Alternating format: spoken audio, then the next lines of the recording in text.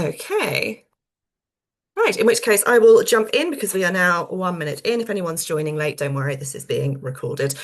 So thank you very much for joining this evening's How to Get Into Publishing webinar. As you can see by the cover of the screen, hopefully, we are going to be discussing CVs, cover letters, and blind applications. So let us get started. Oops, my screen sharing is going awry. There we go. So, some housekeeping to begin with, if you are not already aware. So, this session is being recorded and it's going to be shared via a YouTube link within the next few days.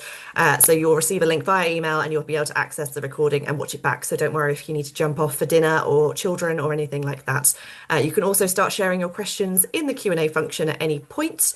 I am just going to quickly check the chat function and make sure it is live. It is. So feel free to start asking questions as and when, and if any issues arise, feel free to drop them in the chat as well. So this workshop today is going to be split. It's going to be roughly 30 to 40 minutes or so of information about CVs, cover letters and blind applications, followed by a live Q&A. So you are very welcome to start adding your questions in now, or we will get to them during the Q&A portion as well. If you are looking for more information about any of the topics that we're discussing today and in future sessions, you can head to my Substack, which is Mark Your Marketing, or just my name, eleanorpilcher.substack.com. And there are future sessions available to book now. The next one will be taking place on Wednesday, the 5th of November. They take place on the first Wednesday of every single month, and that session is going to be about job interviews. And the next session has just become available today, and that is going to be all about networking. So there are a series of events coming on in the next few months. So let's jump in today's topic and discuss CVs, cover letters and blind applications. For anybody that isn't aware, this is my cat Puck, she will be joining me. But I'm also Eleanor Pilcher. I'm an award-winning freelance marketing consultant in the publishing industry. I've worked in the industry now for over a decade, and I've worked with many, many big authors, debut authors, brands, and also as a freelancer, worked with many different publishing companies, both publishers, self-published industries, and adjacent as well. I'm also a content creator on BookTok, podcaster, and the founder of Mark Your Marketing, a series of webinars, which is how to Get Into Publishing came about. So today's webinar, we're going to be discussing the essentials for writing CVs and how to kind of make sure that they stand out and are easy to write, easy to handle, and fit with what people are actively looking for. We're going to be talking about tailoring cover letters for applications and not just for every single job going, but for each job you apply for. We're going to be discussing tips for how to stand out in a blind application process, and of course, the common mistakes that most people make when it comes to applying for jobs. Some context on why I'm giving this advice. I used to work in HR in publishing, and as a marketing professional in-house, I worked as a hiring manager, hiring over 15 people in-house, and I've interviewed over 200. And applicants, I don't even know how many applications I've read, but I've read quite a few. So these are going to be the top learnings from someone who has done a lot of hiring in their time. So for anyone that was here in the last session about general entry routes and publishing industry, you'll know that there are over 11,000 active publishing entities within the UK currently. That's according to the latest data from the Independent Publishers Guild. I recommend reading the report, it's pretty interesting. Now, 11,000 of those, it's not entirely made up of publishers, it's also made up of kind of self-published authors who have created limited companies, but all of these are active publishing entities within the UK currently. So there are a lot of different types of publishers, be it B2B, educational, academic, trade, which is fiction and non-fiction publishers, up and down the country. So you can get a lot of jobs. However, these jobs are incredibly competitive and are still very much London based at the moment. We are expanding. Publishing does exist even outside of London, from Oxford and Edinburgh to Manchester, Liverpool, Brighton, etc. So be sure to look regionally as well as city based, but these opportunities are arising and they are beginning to travel outside of the London sphere.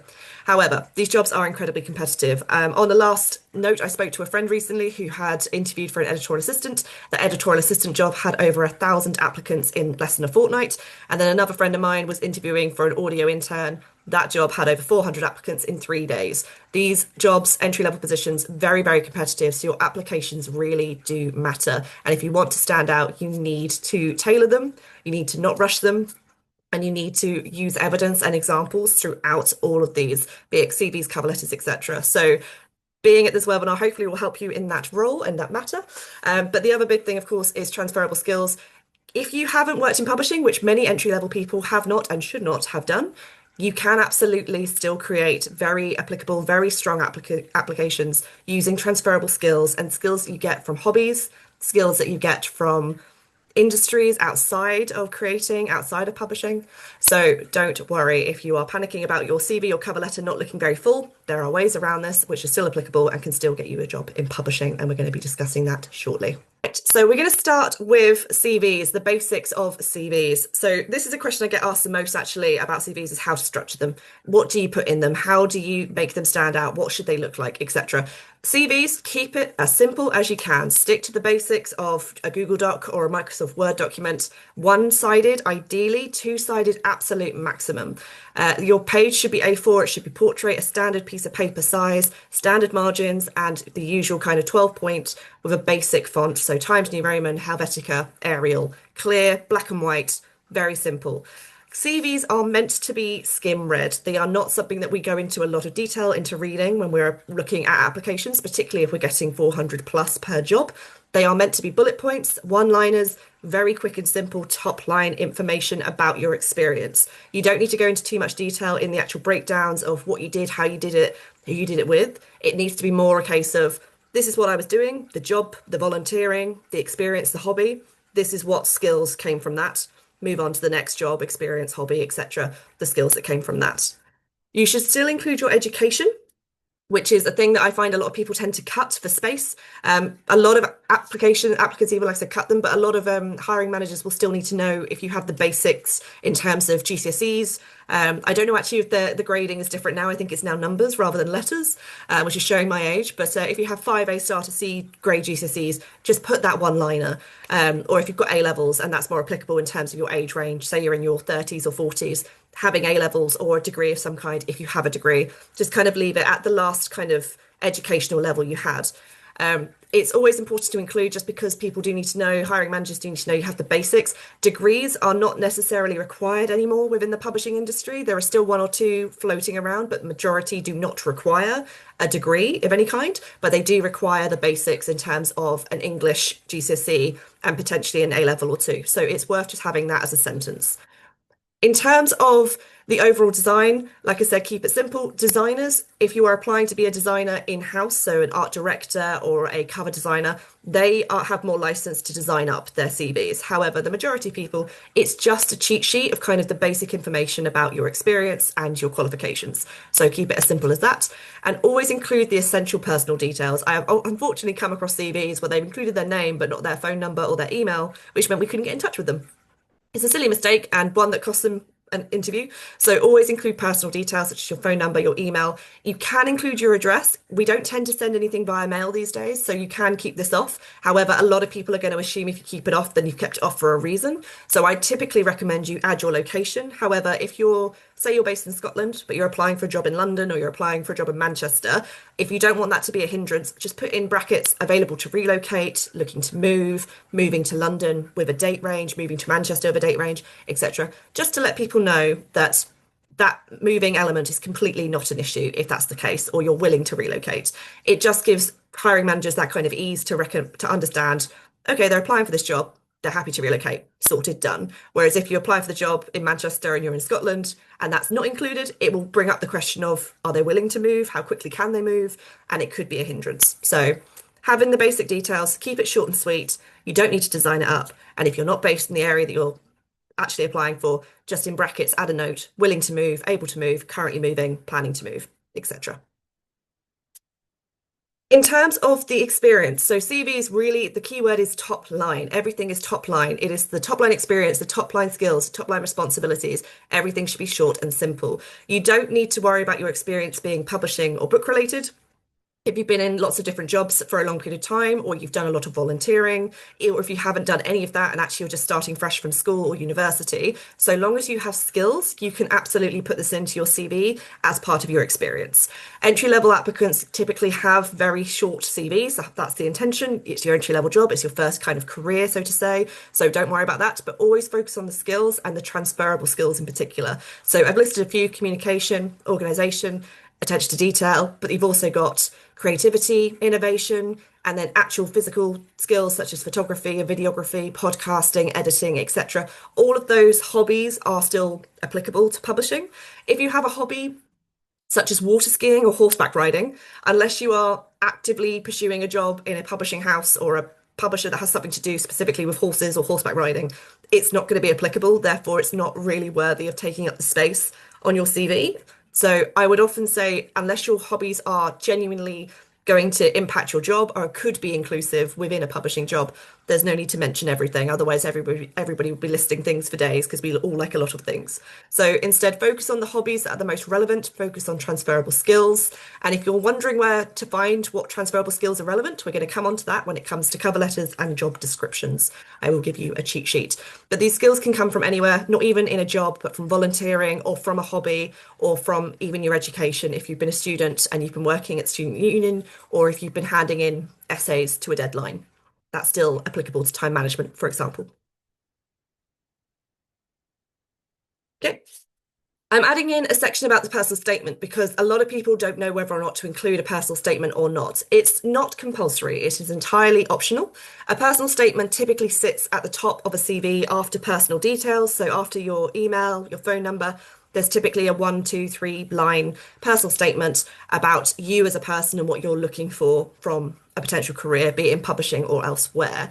This is your kind of pitch so that people who are skim reading or the hiring managers that are quickly glancing over CVs have a section at the top that could potentially just fill in all those blanks without having to read the whole thing, or it just kind of triggers a few things before they start reading. So I've included an example here of kind of a recent publishing MA student, strong organizational skills, communication, customer facing role experience, digital marketing experience. They're seeking an entry level position as a role in as a marketing assistant, even within publishing. Now, this personal statement completely fine for anyone that is applying for marketing roles.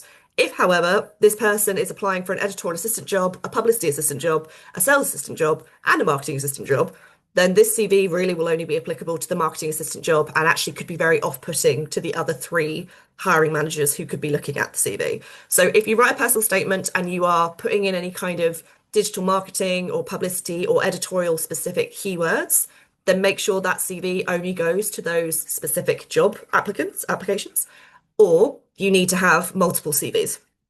I would ideally recommend having one CV.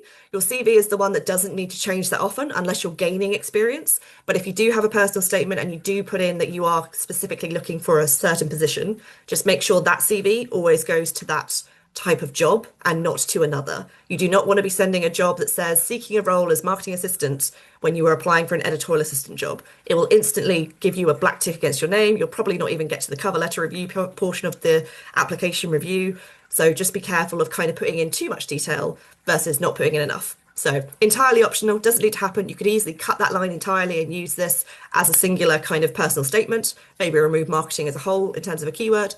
But it's a good thing to have so that hiring managers can, like I said, skim read, get a real sense of you without having to read everything in detail, and also gives you a chance to pitch yourself in more detail beyond just, here are my skills, here's my transferable hobbies, and here's what I got in my GCSEs.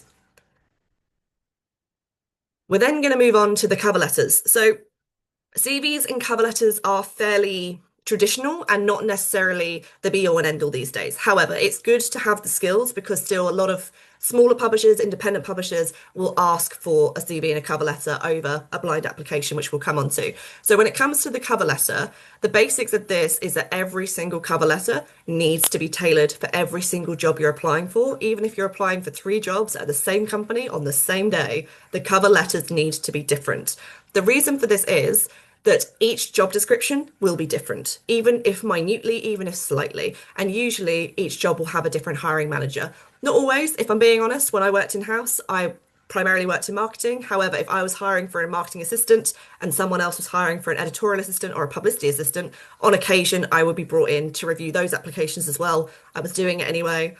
Just give it to me, add it to my workload, I'll add it and sort it all out. So on occasion, I would review other people's applications, particularly entry level, even if it was outside of my field of study, so to say. And as such, I could often tell immediately where an applicant has just applied for every single assistant job going and hasn't bothered to update their job description. So if you don't want to fall into that crack, You need to tailor your cover letter to every job that you're applying for, just in case the same person is looking at both, because they will notice, they will remember, and again, it's a black mark against your name. The other thing, as we'll come on to, is the job description really does give away a lot of information. So you need to use that, and therefore you need to make a new make a new cover letter for each job you're applying for as a result. The other big thing before we get onto that and the tips and tricks is do not use ChatGPT. I am going to wax lyrical about this. I'm very, very anti ChatGPT in the use of recruitment, mostly because I have seen it happen time and time again. I have seen cover letters come in back to back. They're exactly the same, bar maybe a few words, because ChatGPT has been used and it's so obvious. It actually is painful. And once again, a lot of hiring managers will just instantly decline. If you can't write a cover letter, you can't necessarily do the job that we're asking you to do. To quote RuPaul, whose famous line is, if you don't love yourself, how the hell are you going to love anybody else? If you can't write a cover letter, how the hell are you going to work in publishing? So do not use ChatGPT. It really is a black mark against your name. It is incredibly obvious. Even if you think it sounds great, even if you think it sounds amazing, there are 3 or 4 or 5 right behind you that are going to come in sounding the exact same as that. And there is also a lot of AI testing functions within the larger companies in particular have AI functions to recognize what is written by AI and what is not. And these will only get smarter. So soon that will kind of start turning down people before the cover letters even come in. So it's better just to avoid it entirely. Write the cover letter yourself. We can always tell. Simple as that. So when it comes to writing the cover letter, as I said, tailoring it yourself, writing it yourself, the job description is your cheat sheet. All of the keywords, all of the topics you're going to need are in that job description. Everything they want you to know is in that job description. And yet so many people ignore it.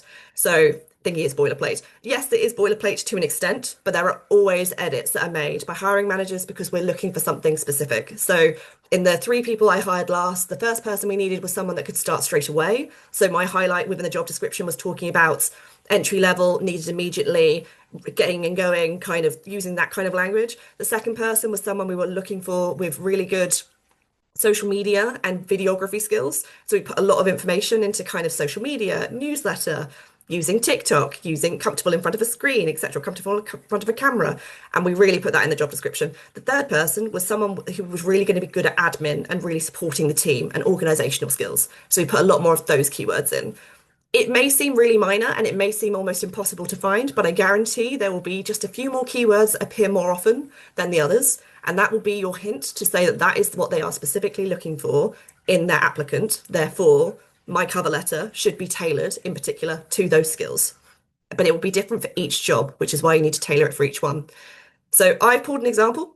This is a current piece of job description copy that is out for a very large role in marketing assistant. And I've highlighted in bold the words that could be applicable in terms of this job. So this is not the full job description. This is only the opening paragraph and it's mildly edited. But you can see they're looking for someone who's enthusiastic, someone who's creative, someone that is going to offer administrative support, someone that is going to work well in a team, someone that is going to work well on social media and newsletters. So if this was me, I was the applicant and I was pulling that job description, I printed it out and I've highlighted it, or I put it into a Word doc and I've bolded it, I would be pulling out examples and evidence of where I've been enthusiastic or how I've been creative in my volunteering or my job or my university degree or something like that, where I've supported on admin before, where I've used social media personally and within a career, and just figuring out which are my strongest examples, my evidence and my conclusion, which is, if I come onto this, the key. So when you're writing a cover letter, you probably want to have 3 to 4 paragraphs or so within that cover letter. You want it to be 1 page. But in each of those paragraphs, you want to have an example, you want to have evidence, and you want to have a conclusion. So I've given you a breakdown. Say time management was the keyword that is appearing consistently within a job description. It appears all the time. Someone that can work to deadlines, someone that's good at managing time, someone that's going to have to juggle a lot of work. Time management will be the key thing here. Therefore, you could pull an example, such as managing lots of deadlines whilst you're working on your degree, be it in publishing or something else. You could talk about the fact you were balancing your coursework or going to lectures and seminars and presentations or tutorials whilst editing the student magazine or the student newspaper or running a society or something of those lines, whilst also working at your part-time retail job.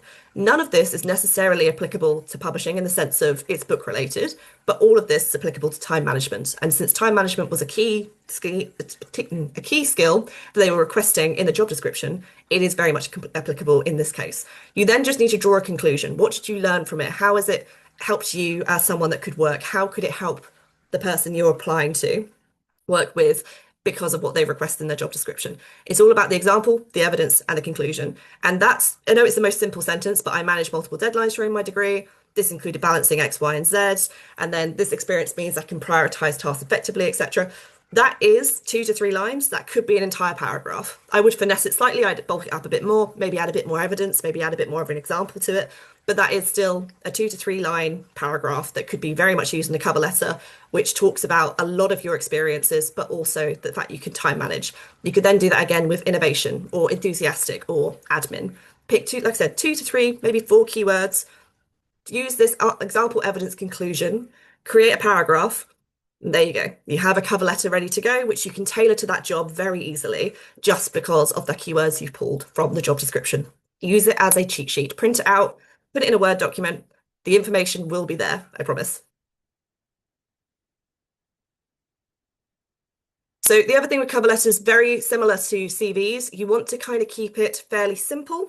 And while you need to tailor it to a lot of different jobs, keeping this kind of same structure, keeping it as a one-sided, maybe maximum two-sided A4, 12-point, Times New Roman, Arial, etc., black and white, maybe double spacing, but keep it a standard spacing if you're not confident, and always keeping that tone professional. This is not a letter to your mates. This is not an email. This is a formal document requesting a job. However, you don't want to be overly formal and start using archaic language and speaking like ChatGPT or a bot. You just need to make sure you find that balance of kind of writing a professional email whilst also presenting yourself well without coming across as a bit, I don't say fake, but a bit kind of overly formal. So it's just finding the right balance for you.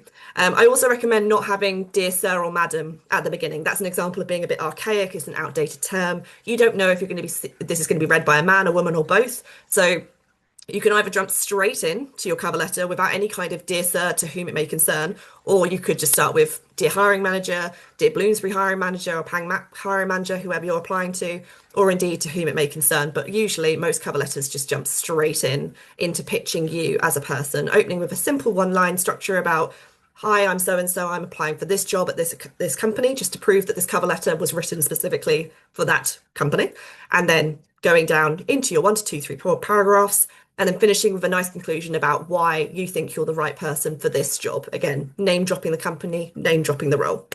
Some very big tips here, because I've seen this happen in every single application stage I've ever gone through as a hiring manager. Nearly every single time, someone will always include track changes, and I can see that they've sent this cover letter to Bloomsbury, Pan Mac, Simon & Schuster, HarperCollins, everywhere. If you leave track changes on, even if you think you've turned them off, I can guarantee you we can turn them back on. So just never, ever have track changes. If you need to write a document and you do want to copy and paste, at the very least, put it into a new document and save it as something afresh. The other thing as well is nearly every single, probably every other applicant even, leaves the other company's name in to a cover letter or a CV when they're applying for a job. Never do this. Again, instant turn off, black mark, could even just be the end of your application process. If you are applying for 3 jobs at the same time, I really ask you to make sure you always change the company and the job title within each one of those cover letters and triple check it, because I guarantee you will at some point in your career send a cover letter with the wrong information, and it will be why you never hear back from them, because it's instantly deleted, instantly rejected, or just ignored entirely. So always be sure to proofread, keep it simple, keep the tone professional, avoid too much text. Again, it needs to be skimmable. So having a really dense kind of 6-line paragraph is just too much information. So keep it succinct, keep it engaging, but also use that example, evidence, conclusion, use those keywords from the job description. Your cover letters will be really, really strong as a result. Okay. We're coming into the blind application process. So blind applications are typically used by the bigger publishers more so than the smaller ones. This is primarily because the actual system that is used for blind applications, the computer servers, etc., they're quite pricey to run. Therefore, smaller publishers don't tend to do blind applications. The bigger ones do, however. So it is a worthy skill to understand. It's a worthy to understand how blind applications work as a whole. Each one is handled slightly differently. Some will require video applications. Most will require you to answer questions. So we're going to go down the questions route over video applications because I must admit I don't have much experience in the former. And as far as I know, only Penguin at the minute is asking for video applications, but that could well have changed. So when it comes to blind applications, this is meant to help with inclusivity. The whole point is with blind application that a hiring manager, such as myself, we cannot see your name, we can't see your age, your gender, we can't see your cover letter, your CV, we can't see your location, we can't see anything at all. All we can see is the answers that you have given to the 1 to 5 questions we've asked every single applicant to complete. And that is it. I think usually when I've worked on these servers, they get each applicant gets given a name like Dolphin Grey 249 or Grey Shark 44, and that's it. So that's how we determine who's who, and that's all we can see. The other thing is with this is your answers are usually scored. So in the systems I used in the past, you get a rating out of 5 for each question, and at the end the system would total it up and say this person got 3.7, this person got 4, and it would total it up so that by the time we got to the end of reviewing all the applications, the top people, you get them at the top and it would say invite to interview. The rest of them would just be reject, and that was it. So it's a very kind of, I don't want to say paint by numbers, but it is a fairly scored system. So these blind applications really count for a lot because if you're not in that top scoring section, usually just gets instant rejected after a certain point because you haven't met as good as quality potentially as another applicant. So really take your time with these blind applications. The whole point of these as well is to test your ability on how you answer questions and how you explain yourself, how you show enthusiasm, how you are passionate about the role, and how much research you've done. The benefit of these blind applications is that you can take your time to answer these questions. You can really think about it. It's an interview, but in written format. It's a written exam, so to say. So do not rush these. Do not go in and apply overnight without thinking about it. A lot of these allow you to save drafts and come back, and I would recommend doing that. So you have at least a second draft of your answers to make sure they're as strong as they possibly can be. When it comes to answering, like I said, you'll usually be asked anywhere from 1 question to 5 questions, depending on the area that you're looking at in terms of you trying to get into marketing, editorial, contracts, sales, etc. But you should always answer these questions in full sentences and paragraphs rather than bullet points and one-liners.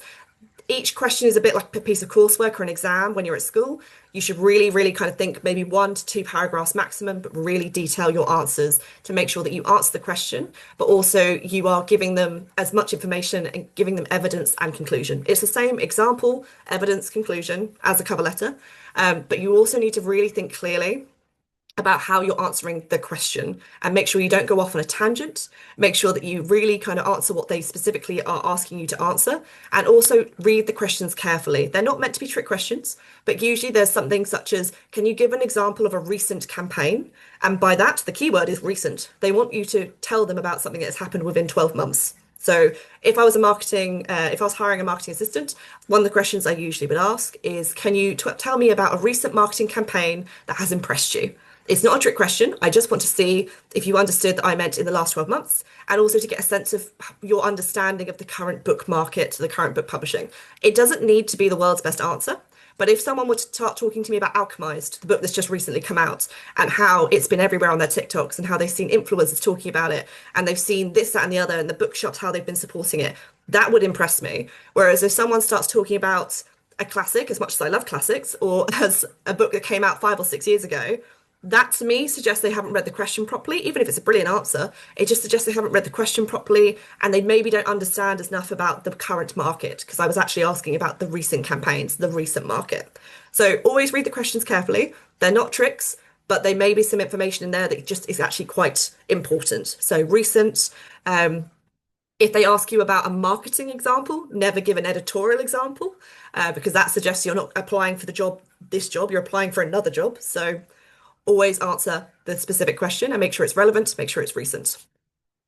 The other thing is avoiding repeating the same examples as well. A lot of the times when I was reading applicants, or blind applications even, so many people would repeat the same examples time and time again. They talk about one experience and that would be it. They talk about their time at university, they talk about a job they did without expanding on it. And actually, that makes it harder to kind of know if they're a good applicant or not. We don't see your cover letter, we do not see your CV until we invite you to interview. So you need to make sure that every single answer is almost like a mini cover letter in its own right, but starting afresh each time.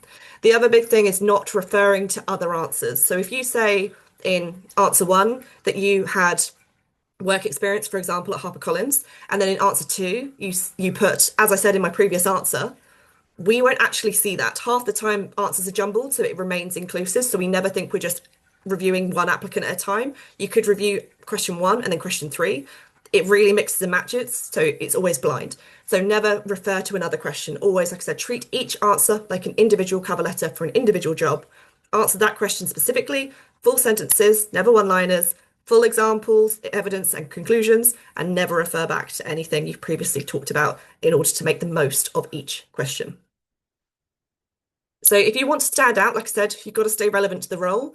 An instant decline, even if the rest of the answers were amazing. If someone is applying for a marketing assistant job and then they start talking about how they want to work in editorial or how they want to work in sales, instant reject. I have so many other applicants coming in that clearly want the marketing assistant job. I'm not going to hire someone or prioritize someone or even review someone's application if actually they're trying to get into editorial when this is a marketing job.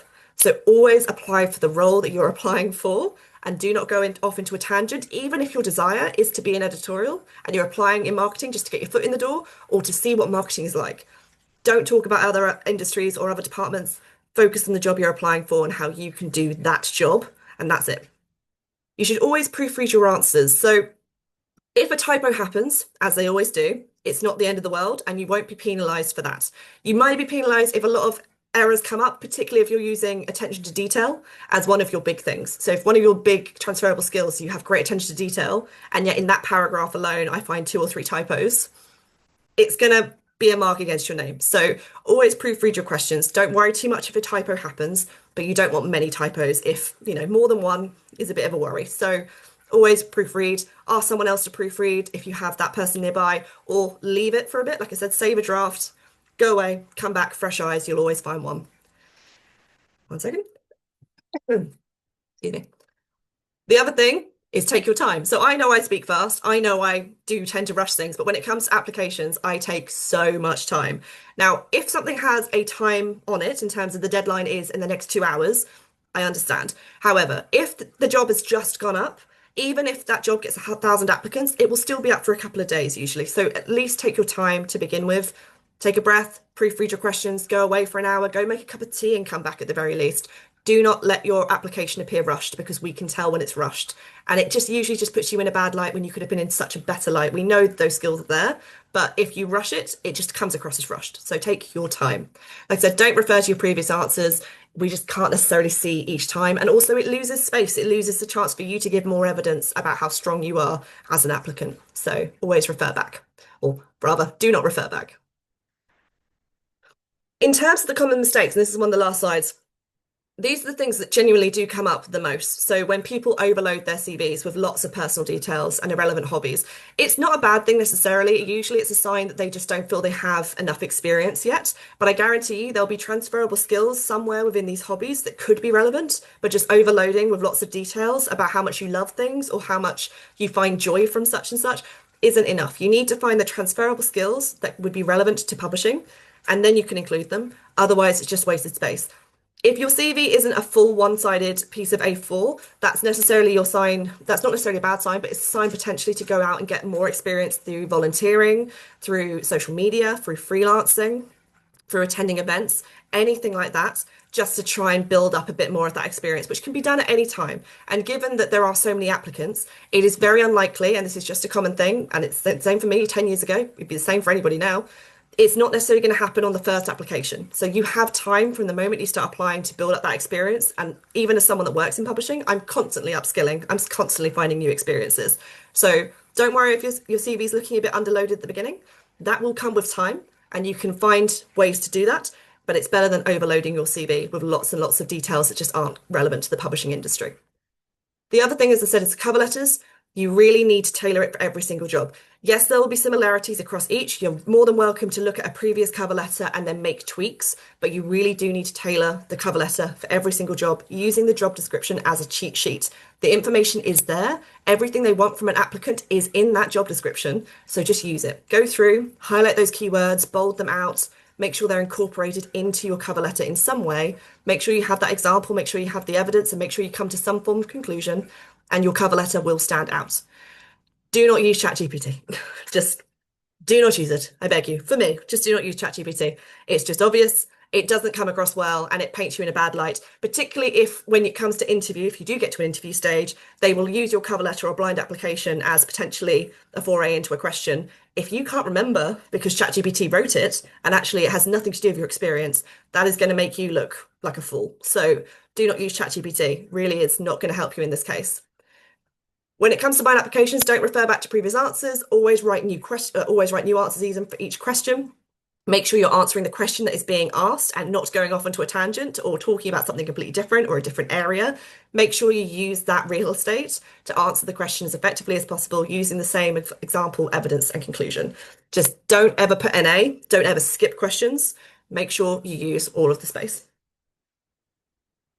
Sorry, one sec. Okay. And then, yes, when it comes to applying for roles, make sure if you're applying for lots of different departments, each cover letter, blind application, etc., all of them are tailored for that role. It's okay if you want to work in different departments and you don't know which one, or you're hedging your bet slightly and just trying to break into the industry.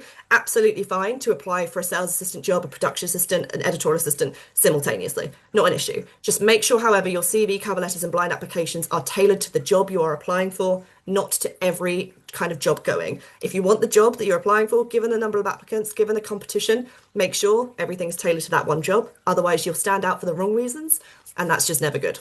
So that's the best way to do it.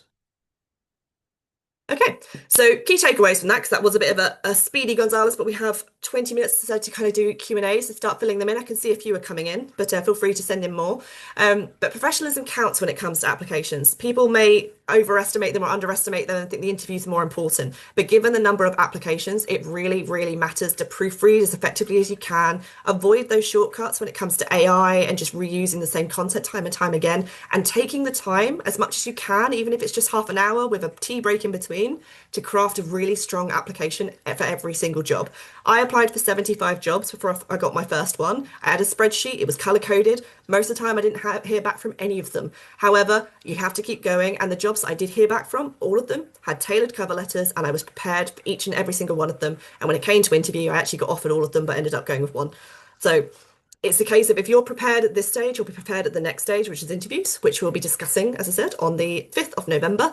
And that's going to be online in the same format, same time, 6:30 to 7:30 of a live Q&A. We're going to be discussing everything from interview questions, of which I've given a sample on my Substack already, but there's also going to be things like how to prepare for an interview, how to research, how to be confident and reduce anxiety when it comes to interviews, and something called the 75-25 rule, which is really, really important if you want to get a job in this industry.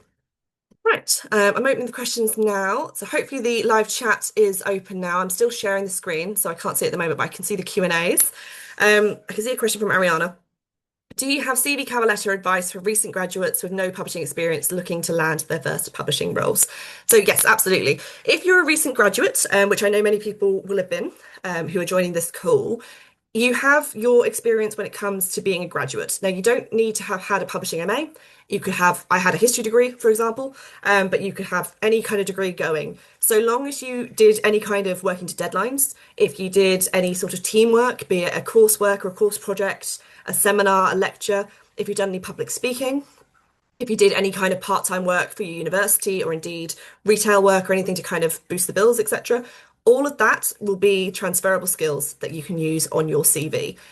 If you can bolster up or boost your CV even with some bookish volunteering or anything that's related to kind of bookish themes, for example, using TikTok or Instagram, that's very common for marketers and publicists, for example, volunteering at a library or a literary event, attending events, or volunteering for the likes of Society of Young Publishers, anything like that, even if it's a short-term shadowing or a mentor or scheme or anything like that, that you can just add to your CV. That will give you enough as an entry-level experience, entry-level applicant even, to boost that kind of publishing experience, so to say, all with the transferable skills from your degree. If you've, of course, worked on a Saturday job, a Sunday job, anything like that, again, there'll be skills there, be it retail work, office job, admin, volunteering, anything. There will be transferable skills. My top tip would be to go and have a look at some job descriptions, old and new, pull out those keywords, and then just have a bit of an exercise in terms of how could I apply my graduate degree or my time at university or my time in education or my time at this job that I used to work as a transferable skill, and just start writing a sentence. Example, evidence, conclusion. It will be enough if you can really stress that if someone's looking for an admin position, you have admin skills. If someone's looking for someone that can work really well in a team, you have that. Someone that can do social media, you have that. That's the way to kind of get those transferable skills translated in the cover letter and the CV in particular. But then, like I said, boosting it with any kind of bookish experience you can, even if it's just from your bedroom. So I got all my jobs initially from writing a blog, believe it or not. So WordPress, coding, book reviewing, all of that was applicable and enough to get me my first job as an intern. So that's how I'd recommend with that one. Okay. As an international student extremely interested in entering the publishing industry, are there any pieces of advice you can offer? So when it comes to international students, if you're within this country, then obviously try and get as much experience as I mentioned, libraries, volunteering, social media, anything to boost the CV while you can. And also, if you're in this country right now, then trying to speak to people, networking, shadowing, asking to mentor or meet for a coffee or discuss anything, even a Q&A sometimes over LinkedIn or email is enough to kind of get a bit more information. That's a good kind of chance to use. When it comes to things like sponsorships and trying to get jobs as an international student or someone that's coming from abroad trying to get into the UK publishing, this is a very, very common question and one that I'm sadly not very qualified to answer. But my recommendation really is to have a look at the biggest publishing houses. They're the ones more likely to offer sponsorships than smaller companies. I believe I want to say the UK Home Office has a list of companies that does offer sponsorships, but I'm not entirely certain if that includes publishing as well. The only other thing with that is to reach out to various HR publishing recruitment companies, but also HR internal staff members, and asking if their publishing house offers sponsorships or jobs to international applicants, just so that you know which companies do and which companies don't, so you can really tailor your applications that way. Unfortunately, like I said, I'm not very qualified outside of that to offer much more advice, but it's definitely doable. I've worked with plenty of people that have come from Scandinavia, from America, from Italy, from Germany. So it is entirely possible, but it just comes down to the logistics, which sadly, like I said, I'm not entirely au fait on, but reaching out to the various companies, HR, recruitment companies, getting the lay of the land ahead of time, that's the way to go if you're looking to break into this industry from another country. Okay. Samas, do you have any advice for someone in their 40s that is tired of the corporate rat race, looking for a career change, who has gained some editorial qualifications and has been freelance editing alongside the 9 to 5? Congratulations, that's a lot of work. I'm applying for entry-level jobs to get a foot in the door, but I'm not getting a look in despite all that you advise. Yes, so editorial positions are the most competitive, which I'm sure will come as a shock to nobody. Age shouldn't be an issue. I've worked in the past with many editorial assistants, marketing assistants, entry-level applicants who are older than me in various age ranges. I think my oldest assistant was 50. So it really shouldn't matter at all. And actually life experience, having work experience in other industries, regardless of what those industries have been, is always applicable to a degree. However, when it comes to entry-level positions, a lot of people that are joining from other careers and potentially older applicants, for example, the misgiving is a salary, and sometimes hiring managers can be a bit, if it's not through blind applications, can have misgivings about whether or not it's going to be applicable to them. So that could be an issue. So it's a salary question potentially. When it comes to otherwise the skills and such, freelancing is a good way to go. Getting as much experience as you possibly can, getting testimonials from any clients that you work with, which you can then add into your CV or cover letter, or in addition to, is always crucial, I think. And again, just putting the work in, networking, mentoring schemes, reaching out to people. I don't want to say publishing is of the, it's not what you know, it's who you know, but it can help to get your foot in the door. It's not something you have to do, but if you're applying and you're just not getting anywhere, then those kind of networking opportunities can just build up a bit of a repertoire and a bit of a kind of contact system, which could help you when it comes to applications. It also is a case of sometimes if you meet somebody, they might know somebody, and that's can also help as well. So if you're not having much luck with applications, keep building up that experience, keep going with the freelancing, get those testimonials, start reaching out to others for more networking opportunities, going to events and putting yourself out there in that degree just to try and get more experience and also, but still within a time frame, because if you're working a 9 to 5, you do have to obviously put that into your lifestyle as well. So it's finding that balance, but over time, networking, experience, freelancing, testimonials, it will add up. It does take a lot of perseverance though, unfortunately. Hope that helps.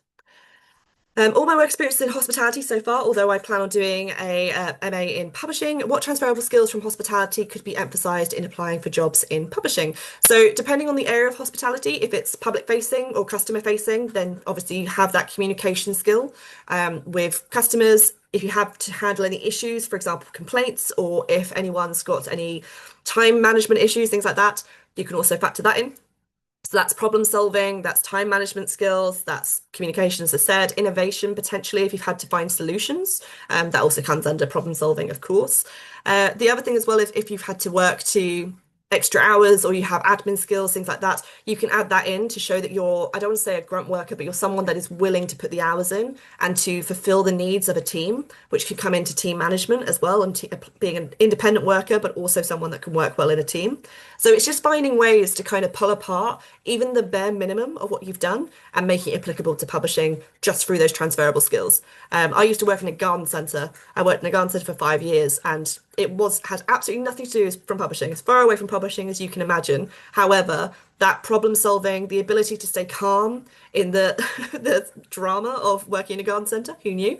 But that kind of ability to stay calm, communicate with anybody, be public facing, be able to kind of work in a team, but also be independent, etc. That does come in handy. And when you're working in an entry-level position, it's primarily admin, it's primarily getting stuff done, it's the printing and coffee fetching, it's the scheduling, it's the minuting, it's the getting someone from A to B, and it's the handling all of that stuff and being there forever, getting there earliest and leaving latest, and just getting that experience through osmosis. Primarily, you're there to just schedule everything and get everything done. So anything admin based is really crucial for any kind of entry level position as well. So that's probably how I'd emphasize those skills within this industry. Should we send CVs and cover letters as PDFs or is Word better? Primarily, they ask for PDFs these days, and actually, I would recommend a PDF as well, just because you can't accidentally edit things usually with PDFs, whereas with Word, you can accidentally edit things. I also find Word tends to get corrupted a lot easier, and it depends if you're using a Google Word document versus a Microsoft Word document. All in all, PDF is probably neater and better, but you won't be penalised if you send a Word document or a Google Doc, but usually they will ask you to send it in a specific format. Typically, that will be in PDF. Molly says, I live an hour outside of London, but I'm close to a train station which is frequent direct trains into central London. Would this be a hindrance? Unfortunately, I cannot afford to move to London, but I'm more than willing to commute. Absolutely not. I started out in Kent. I had to commute every single day as well. My trains were anywhere from 30 to 2 hours, 30 minutes, 2 hours long. Obviously, it's still costly. And most jobs, I spoke to a recruiter lately, and he said most jobs are requesting 3 days in the office now. So from a financial point of view, that's something to be considerate of. Most entry-level positions, I believe, in London these days are 27k or above. There will be some that will be under that, and there'll be others that are above that. But I think the average is around 27,000. So have a look at kind of train line, cost of travel cards and things like that, just to make sure you know what you would need to comfortably live, pay rent, if you're paying rent or indeed any kind of costs, etc., in addition to commuting. But it wouldn't be a hindrance at all, except to potentially yourself. I do not miss those 6 a.m.s and multiple buses and train rides, I've got to admit. But it's if you can do it that way, absolutely not a problem whatsoever. For someone looking to do a career change after multiple years in one career, as a cyber threat intel analyst, how would you suggest tailoring a CV to show that you have experience and can do this job? So really focus on those transferable skills, as I've mentioned. Of course, still mention your job, still mention the fact it's cyber threat intel analyst even. If it's applicable to IT, amazing. If it's not applicable to IT, in terms of if you're applying for a marketing job or a publicity job, I would say stress the transferable skills rather than the actual career and use less of the jargon of that career and focus more on the kind of publishing job description keywords. Only for the fact that it will just again make them think, oh, okay, they can do this job, not the job they were doing before. I used to have a lot of teachers in particular that would apply for publishing jobs, and teaching is a great area to have worked in prior to working in publishing, be it children's, educational, or indeed just adult trade. However, so many of them would use words and jargon that just meant nothing to an average hiring manager. My sister's a teacher, so I understand enough of it to kind of go, oh, that's what that means. But actually, if it goes outside of the publishing everyday jargon, then I'm just a bit off-put, or maybe I've missed, there's a sentence that I just can't read, and therefore, again, that real estate's lost. So focus on those transferable skills, the language, and look at that job description in particular. But absolutely tailor your CV based on the job you're going for. If you're going for IT, then cyber threat is probably going to be a really good thing to talk about. If you're going for more kind of the creative and sales, etc., use the job description language just to make sure that it's really clear that you can do this job, you've done that job, and you really want this job, and this is how you can do it, just to really tailor it. If asked to discuss recent campaigns, should we use a campaign by the publisher we are applying to, or is it any recent campaign acceptable? Any recent campaign whatsoever. This is an opinion thing, so either's fine. If someone used a campaign that I had done, I actually found it slightly, I don't want to say lazy, that sounds too negative, but it felt slightly brown nosy perhaps. Sometimes it was authentic and realistic and people just genuinely liked that campaign. However, I actually quite liked it when someone used another campaign because it suggested to me they knew more about other publishers as well as the publisher they were applying for. When it comes to interviews, typically I'd ask the question, what of our campaigns have you seen recently, or which campaigns have we done recently that impressed you or didn't impress you? What would you improve upon? So that's just a personal thing. You can absolutely use a campaign by that publisher, particularly if they're a big publisher. There's going to be so many campaigns they've done that you may not even realize are theirs. But I would kind of vary it, do one that's authentically one that impressed you or one that you really enjoyed or want to talk about, rather than trying to choose one that a publisher that you're applying to has done. That makes sense. How do you stand out if every applicant uses the keywords in the job description and has the skills they're looking for? So if I'm honest, very few people ever use a job description. So even if all of you guys use it, there's still probably going to be plenty of applicants that don't. If they're all using the same language and same skills, etc., it's all about that evidence portion. So if you've done the example of, yes, I'm great at time management, what's the evidence? Because not everyone's going to have the same evidence that you have. Yes, it could be that you've all graduated from university or you've all worked at a library or a bookshop. But what is it? What's your USP? What's unique for it for you? What experience do you have that someone else might not have? You can't write your application based on what other people are applying or how they're writing theirs. You have to write it on yours. That authenticity is really, really key. But if you pull out even 3 of the keywords, there'll be about 15 in the job description. So not every single applicant is going to use the exact same 3 keywords, even if they're the ones that are most repeated.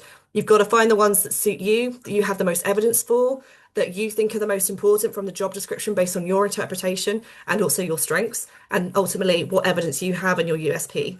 And that's how you'll stand out. So yes, there are a lot of applicants, and yes, there are some CVs and cover letters that come through, and yes, they are very similar. Usually it's because of ChatGPT, in my personal experience. But otherwise, most cover letters do come through entirely unique, and the ones that stand out are the ones that have really tailored it to the cover letter and what we're specifically, as the company, looking for. So that's only out. Keeping.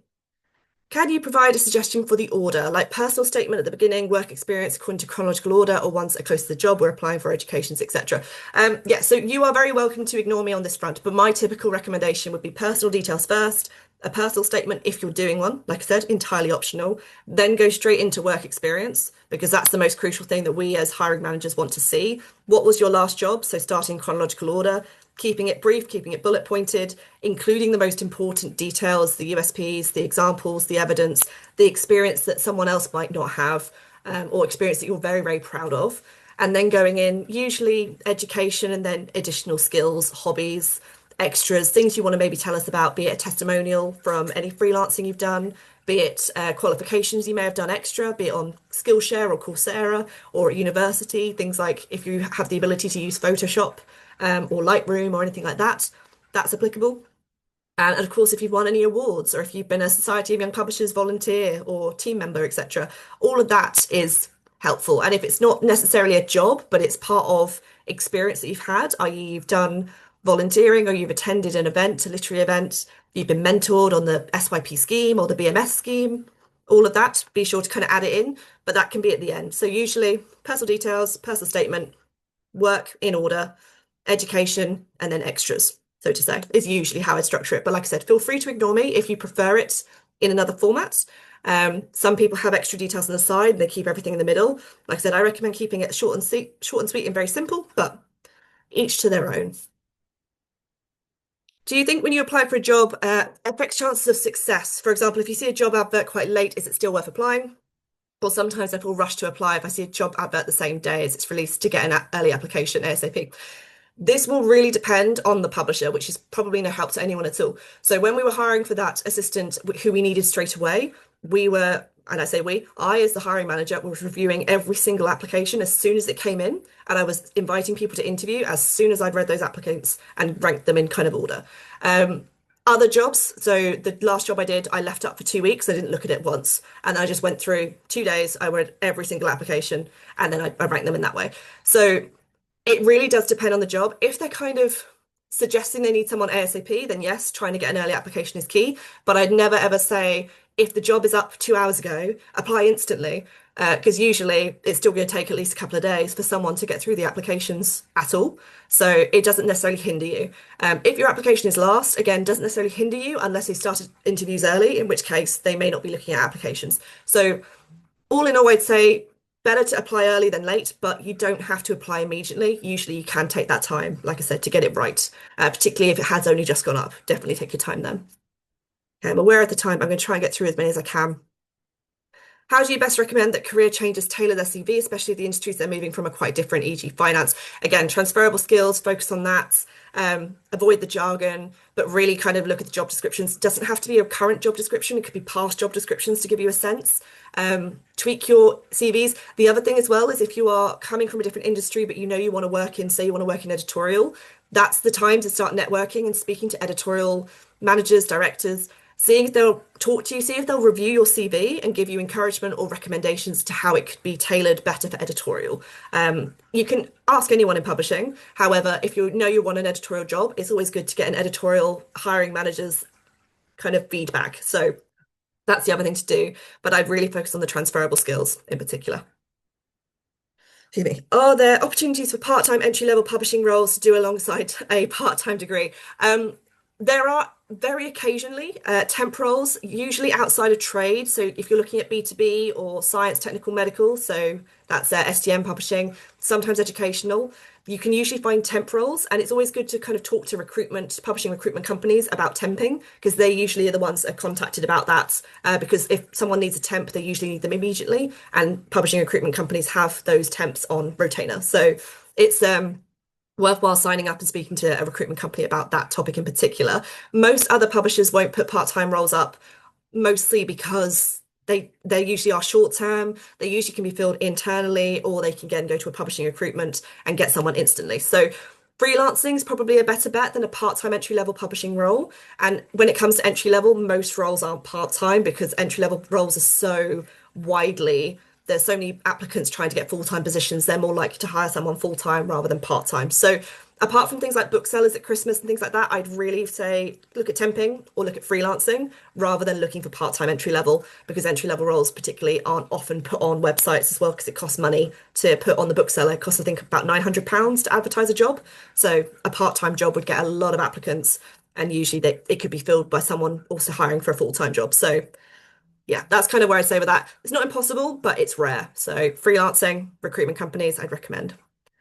I have dyslexia with an interest in editorial and audio. Will this be a serious hindrance? No, absolutely not. You are very welcome if you do have any kind of. I had an assistant, for example, who had dyscalculia, and she had put that in her CV, so I was aware, just because she said that might be a hindrance, and actually we discussed it. Not a problem at all. It was useful for me to know up front, but actually, had she not included it, I wouldn't have been upset either. So you don't need to include it. If it's something you feel is important, then you can, absolutely. But when it comes to editorial and audio, editorial goes through so many different types of proofreading, and usually editors don't proofread. That's the proofreader's job. So unless you're applying for a proofreader job, in which case maybe dyslexia just needs to be taken into account, actually, for the most part, it shouldn't be a problem at all. And with regards to audio, it really shouldn't be either. So it shouldn't be a hindrance in the slightest. But up to you if you want to include as a note or not. Entirely optional. What are some cliches you read in cover letters that put recruiters off? Oh God, there's a few. I'd have to do a post on this on my Substack, I think, otherwise I'll be here forever. But Usually things like brown nosing in terms of kind of the overly praising of the company and how amazing we are and all the campaigns that we do, that to me is off-putting. A lot of cliches is just telling me how great they are at attention to detail, but then there's so many typos. That happens a lot. So yeah, cliches can vary. Some of them are very funny, some of them are very sweet, some of them are very common.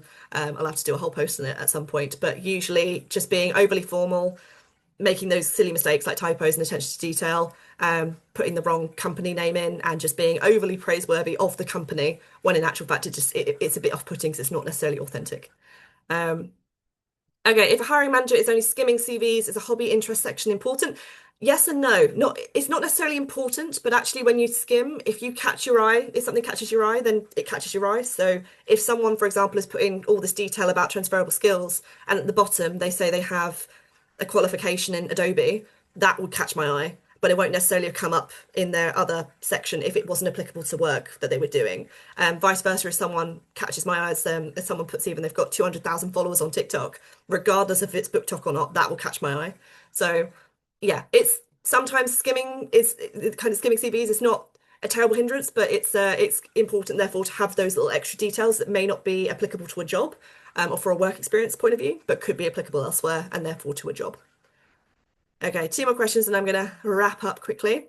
If your only experience is your uni degree and volunteering, what would you put the volunteering in place of work experience? Oh, sorry, would you put volunteering in place of work experience in the CV? Yes, absolutely. If you don't have anything apart from your qualifications from a degree, then you can absolutely put volunteering under work experience because volunteering is a form of work experience. Work experience doesn't need paid. It just means that you've shadowed, you've been mentored, you've gained experience in some form. And if volunteering is that form, then absolutely, yes, you could put it under work experience. Alternatively, you don't need to put headers, so you could just put it in as experience as a whole. So you have all your education, you have all of your volunteering, and your hobbies could all be under experience because that is what it is. So yeah. And then finally, if you're asked to explain what you liked about a book you read recently, are they expecting you to talk about a book from that publisher? Is it off-putting to mention a book from another publisher? Absolutely fine to talk about another publisher's book. Entirely fine. If you're talking about, if they ask you to talk about a recent book, try and talk about a recent book that they will have heard of. So if you are talking about a book outside of a different publisher, try not to talk about a book from a sci-fi publisher that's down in Scotland that no one's ever heard of. Only for the fact that that's going to make it harder for them to know if you're telling the truth or if you're kind of understanding the market. What they would really like to hear from that kind of question is that you understand the market, you know what's big, you know what's gained traction, you know what's really good publishing. And yes, if there are smaller publishing books, smaller books even that have done really, really well, say in TikTok or Instagram, absolutely fine to talk about those. Doesn't matter if they're from that publisher or not. You can, of course, like I say, talk about a publisher's book if you are applying for that job at that publisher and you are authentically interested in that book. But you don't have to. So feel free to talk about other publishers' books. Try to keep it, like I said, within 12-month period. Try to keep it as one that they probably will have heard of. Doesn't have to be like the most well-known book, amazing, huge, big Richard Osman bestseller, but it should be something that is relatively known. So that is applicable to the interview, it's applicable to the cover letter, the blind application, etc. Okay. Whew, and breathe. So thank you very much, guys, for joining. That's the end of the webinar. Like I said, this session has been recorded and I will be sharing it onto YouTube. I'll be sending a link within 7 days. So by Wednesday next week, you'll have a link to watch that video on YouTube and watch it back. Add any additional comments. You're very welcome to email me, to reach out to me on my social media channels via my Substack, etc. And like I said, the next session is available to book now and the early bird offer is available currently. So you can get tickets for £3.50. By the end of next week, it will be £6 per ticket once again. So if you would like to attend next month's session on how to ace a job interview, then you can book that ticket now. Like I said, any questions, feel free to follow up on my email or social media. Otherwise, I will be in touch very soon and I will stop sharing and let everyone go back to their evenings. So thanks all and have a lovely, lovely evening.